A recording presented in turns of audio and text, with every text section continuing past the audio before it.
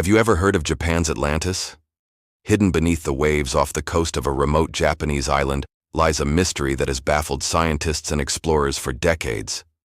We're talking about the Yonaguni Monument, a massive terraced stone structure that looks uncannily like a sunken pyramid.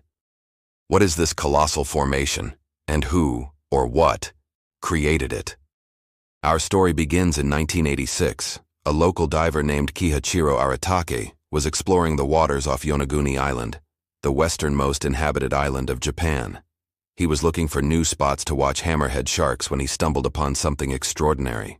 Rising from the seabed was a gigantic, monolithic structure with perfectly flat terraces, sharp, right-angled steps, and what appeared to be carved channels. It looked man-made, like the ruins of an ancient city swallowed by the sea.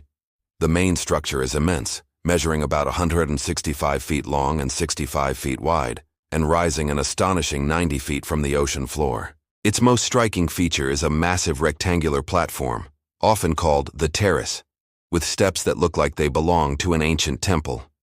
Nearby, there are other intriguing formations, including one dubbed the turtle for its shape, and another that resembles a human head, much like the famous Moai statues of Easter Island. Could this be a lost city from a forgotten chapter of human history? This is where the debate gets heated. One camp, led by marine geologist Masaki Kimura from the University of the Ryukyus, is convinced that the Yonaguni Monument is man-made. After diving at the site hundreds of times, Kimura argues that the sharp angles, the parallel formations, and the symmetrical arrangements are too precise to be natural.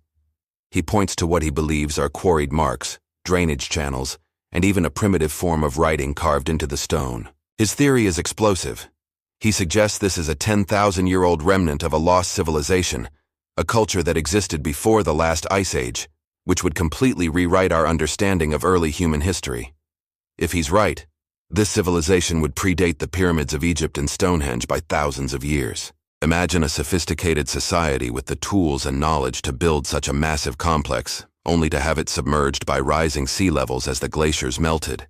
It sounds like something straight out of a legend, a real-life Atlantis in the Pacific. Supporters of this theory believe the monument was part of a larger coastal city, a ceremonial center that was the heart of a mysterious prehistoric culture we know nothing about.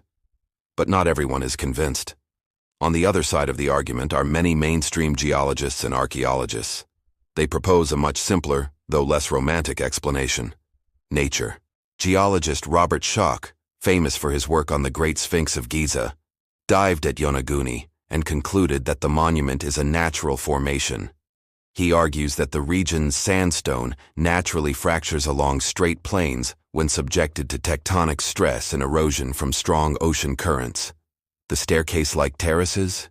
He says that's just how sandstone layers break apart. The seemingly carved features, tricks of light and shadow, combined with our human tendency to see patterns and faces where there are none, a phenomenon known as pareidolia.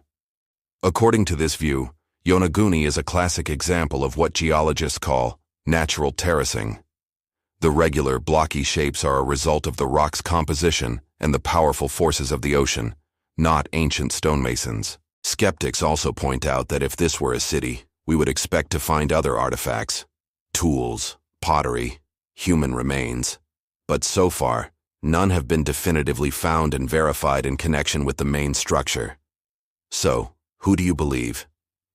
Is the Yonaguni Monument the grandest achievement of a lost civilization, a silent testament to a forgotten age? Or is it simply a spectacular geological wonder, a masterpiece sculpted by Mother Nature herself?